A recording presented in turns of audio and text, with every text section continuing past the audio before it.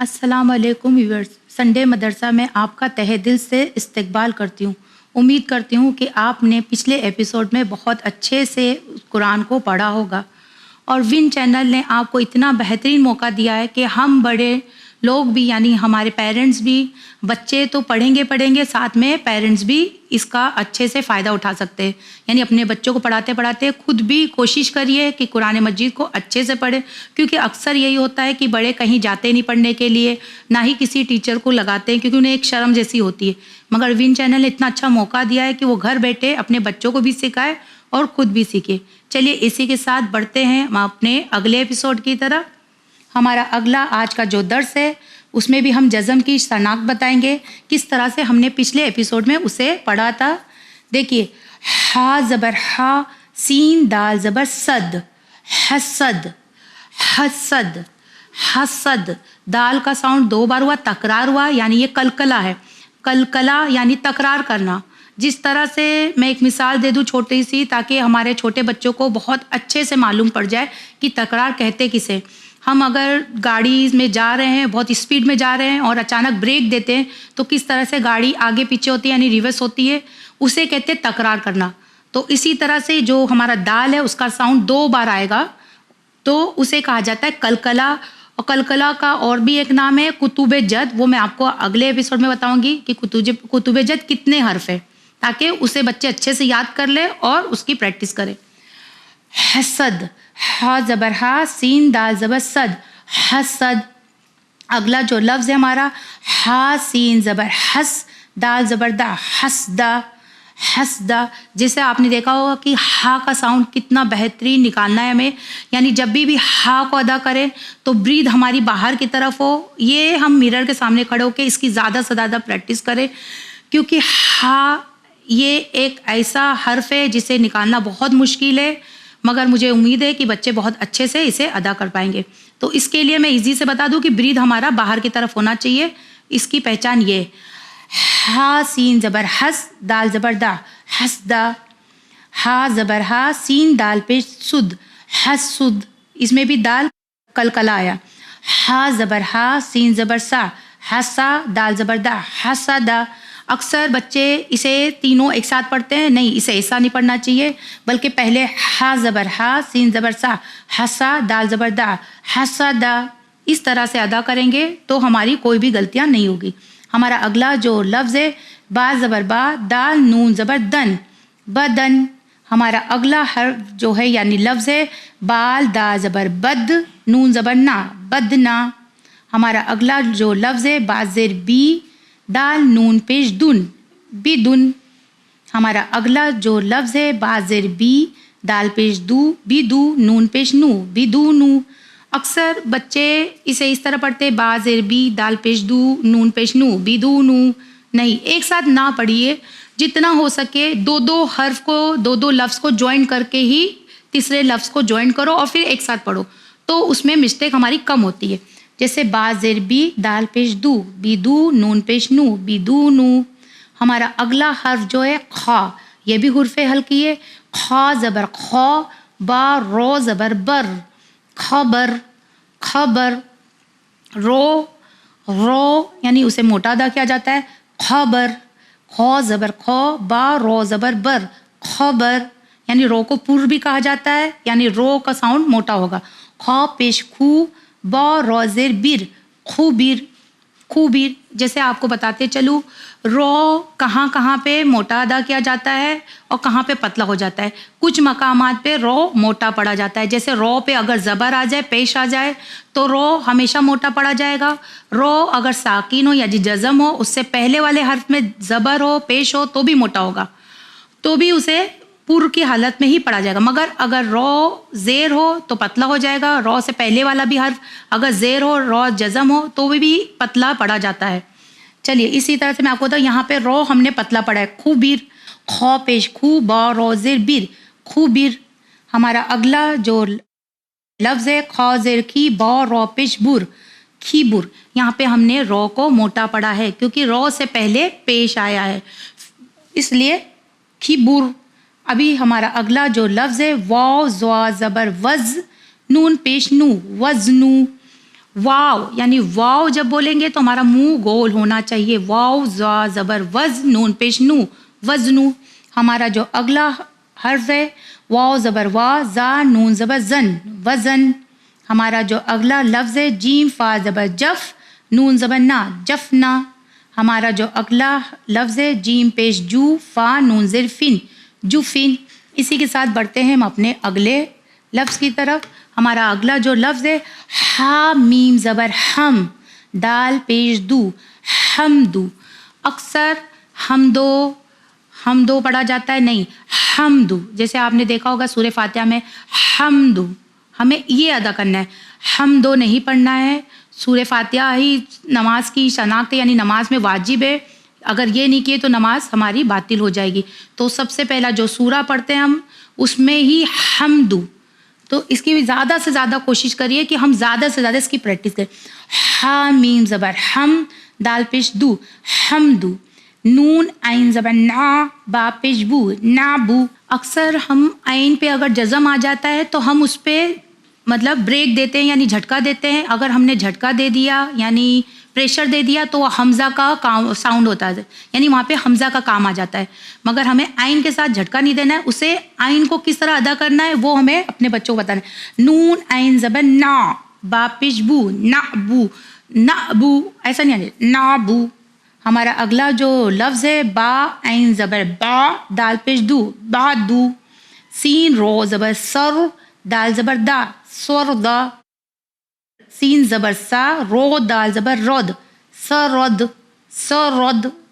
سین زبر سا رو زبر رو سرو دال زبر دا سورو دا. قوف زبر کو دال میم زبر دم قدم. قوف دال زبر قد میم پیش مو قدمو قدمو. قوف زبر کو دال زبر دا قدا میم زبر ما قدما.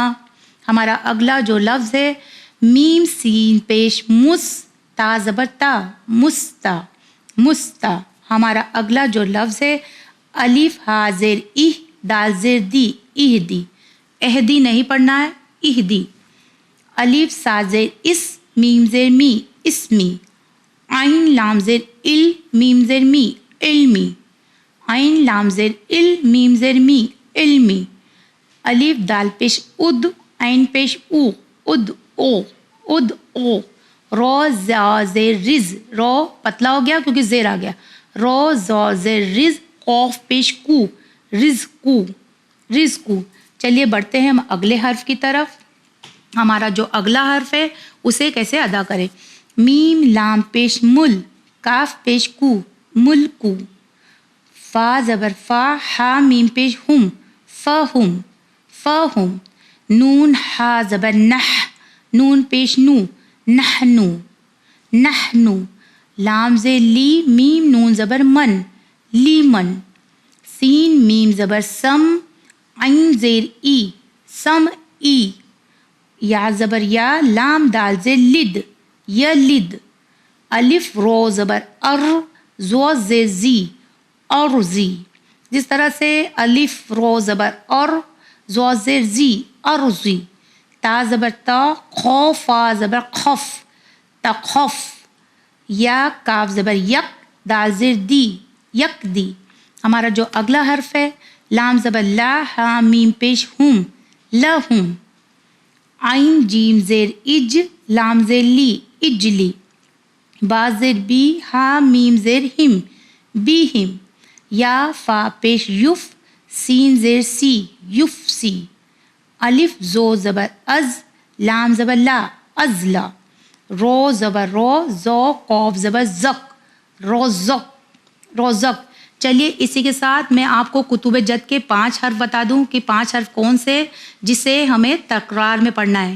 تو جس میں سب سے پہلا ہے قوف تو با جیم دال. اگر یہ 5 حرف میں آخر میں آتا ہے کسی بھی حرف کے آخر میں آتا ہے اور جزم ہوتا ہے تو ہمیں اسے تکرار میں ادا کیا جاتا ہے. قوف تو با جیم دال اسے کتب جد کہا جاتا ہے. اس کا نام ہے قلقلہ. بس اسی کے ساتھ مجھے دیجیے اجازت. بڑھتے ہیں مورل اسٹوری کی طرف. خدا حافظ. बिस्मिल्लाहिर्रहमानिर्रहीम। प्यारे बच्चों, सलामुन अलैकुम। आप तमाम का इस्तकबाल है प्रोग्राम संडे मदरसा में, जिसका इंतज़ार आपको हर संडे रहता है। हमेशा की तरह इस बार भी मैं आपके लिए एक बहुत ही अच्छी कहानी लेकर आई हूँ, जिसके ज़रिए आप काफ़ी कुछ सीखेंगे और आपके अखलाक और भी बेहतरीन होंगे। आपको पता है, एक बार हमारे छठे इमाम जाफ़र सादिक अलैहिस्सलाम एक जगह पर बैठे हुए थे। तब उनका एक सहाबी आया और उसने इमाम से सवाल किया कि क्या कोई मोमिन कंजूस हो सकता है? क्या किसी मोमिन में कंजूसी जैसी बुराई पाई जा सकती है? जिसके जवाब में हमारे और आपके इमाम ने फरमाया, एक मोमिन कंजूस हो सकता है, लेकिन एक मोमिन झूठा नहीं हो सकता। एक मोमिन जब भी बात करेगा तो वो हर बार कोशिश करेगा कि वो सच बोले और उसकी बातों में कोई भी ऐसी बात ना हो या कोई भी ऐसे अल्फाज ना हो जो कि झूठे हो। अब अगर मैं आपसे सवाल करूं और एक नज़र डालूं हमारी और आपकी आम ज़िंदगी पे, डेली लाइफ पे, तो हम क्या करते हैं? आप सोचिए, आप क्या करते हैं?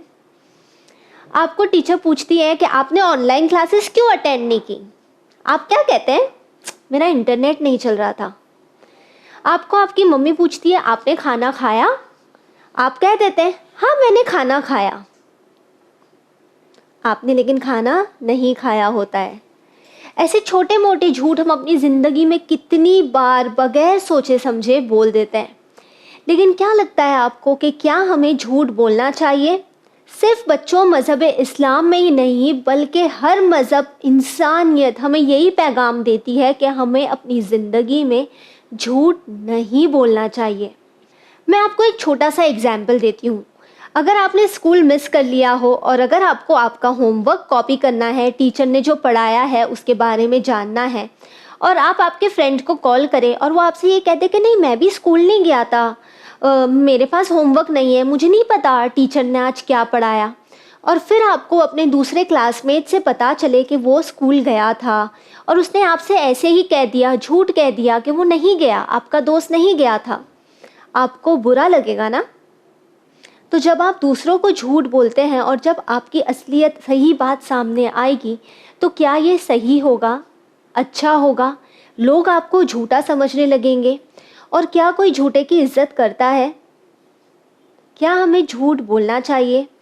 झूठ एक ऐसी बुराई है जो तमाम गुनाहों की चाबी है।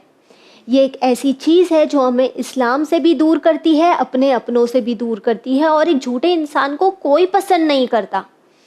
तो अब से आप कोशिश करेंगे कि हम ये जो छोटे मोटे झूठ अपनी ज़िंदगी में बोल देते हैं, हम इससे दूरी इख्तियार करें और कोशिश करें कि हम एक सच्चा इंसान बन सके, एक सच्चे इंसान बन सकें। तो आइए देखते हैं अब सिस्टर फातिमा आपके लिए क्या लेके आई हैं। अस्सलाम वालेकुम मेरे नन्हे नाजरीन, हम आप लोगों को आज अय्याम अज़ा के बारे में बताएंगे, क्योंकि संडे मदरसा में हम अपनी ये ज़िम्मेदारी समझते हैं कि बच्चों को बताएं अज़ादारी क्या है और हम क्यों करते हैं। तो आइए हम सब शुरुआत करते हैं। सबसे पहले मैं आपको ये बताना चाहूँगी कि जब हमारे दो कैलेंडर्स हैं, हमारा एक इस्लामिक कैलेंडर है और हमारा एक जॉर्जियन कैलेंडर है।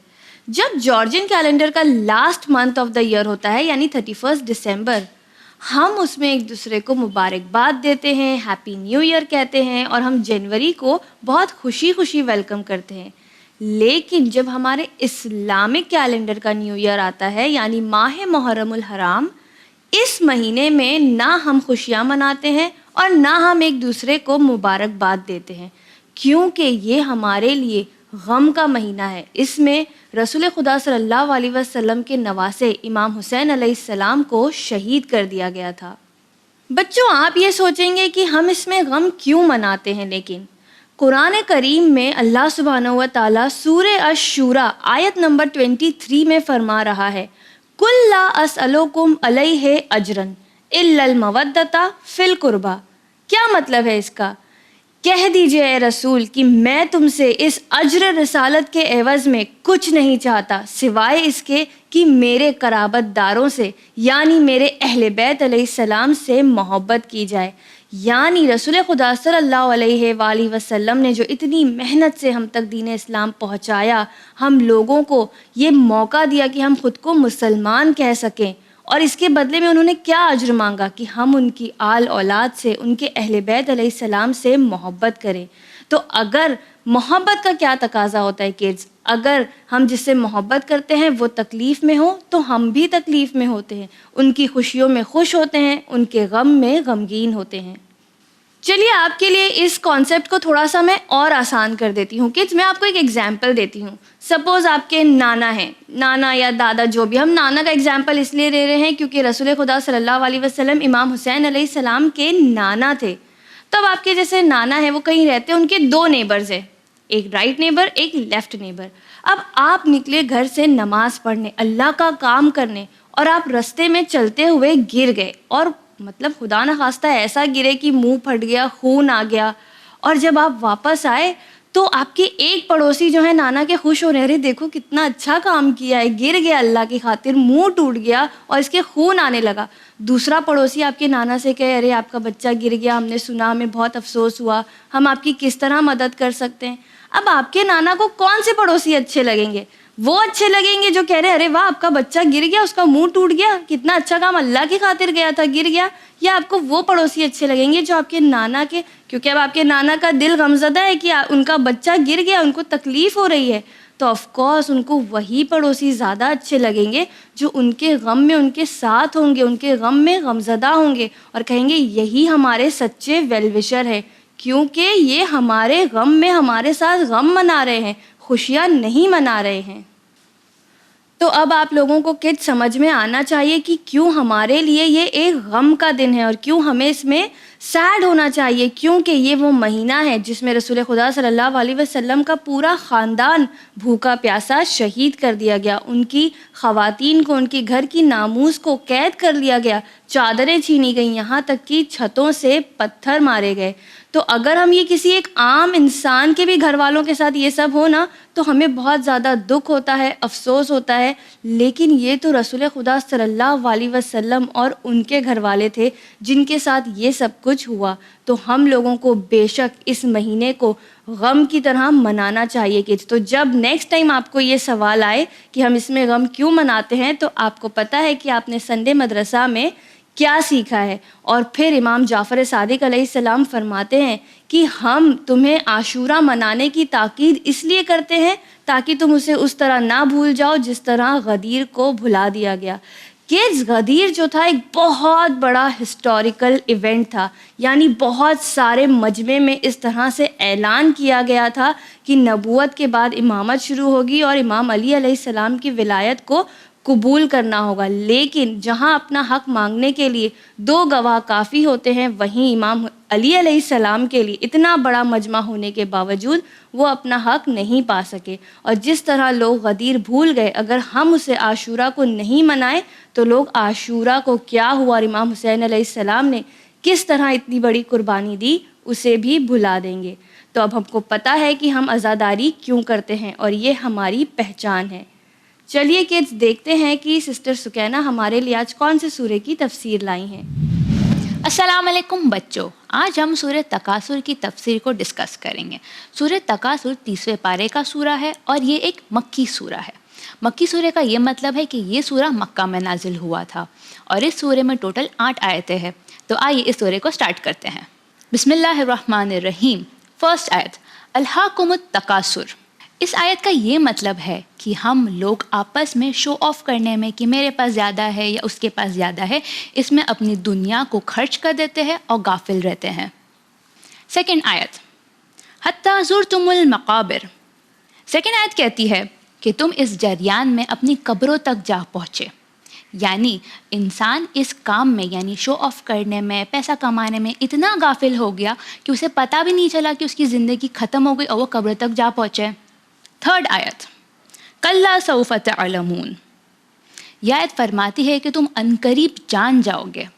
فورتھ, ثم کلا سوف تعلمون. آیت کہتی ہے کہ تم عنقریب جان جاؤ گے۔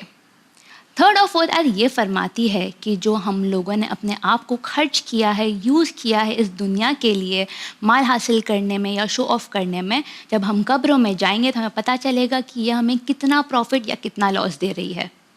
ففتھ آیت، کلا لو تعلمون علم الیقین، یہ آیت فرماتی ہے کہ اگر آپ علم الیقین رکھتے تو آپ غافل نہیں ہوتے۔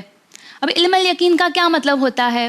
علم الیقین کا مطلب ہوتا ہے کہ جو مجھے پتہ ہے، جو میری نالج ہے، اگر میں اس پہ یقین رکھتی تو میں غافل نہیں ہوتی۔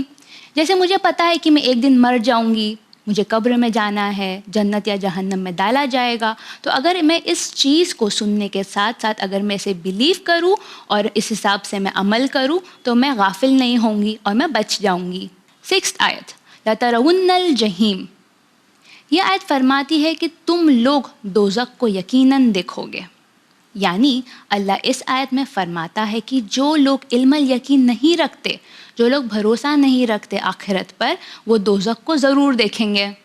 7th آیت، ثُمَّ لَتَرَوُنَّهَا عَيْنَ الْيَقِينِ، یہ آیت فرماتی ہے کہ جو لوگ بھروسہ نہیں رکھتے وہ دوزخ کو اپنی آنکھوں سے دیکھیں گے۔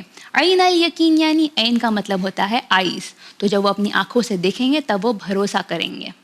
8 آیت، ثم لتسألن یومئذ عن النعیم، یہ آیت فرماتی ہے کہ اس روز تم سے تمام نعمتوں کے بارے میں پوچھا جائے گا۔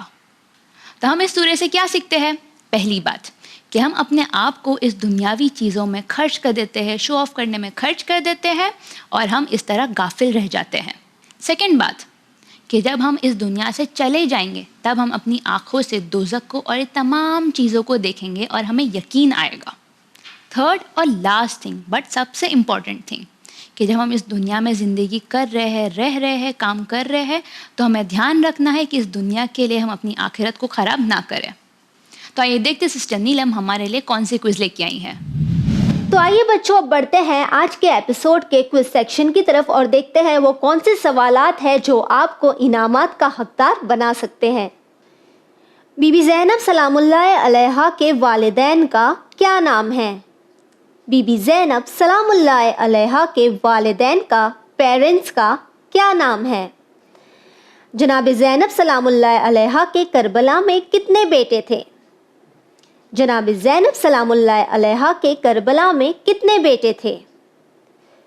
آپ کے بیٹوں کا، بی بی زینب سلام اللہ علیہا کے بیٹوں کا کیا نام ہے؟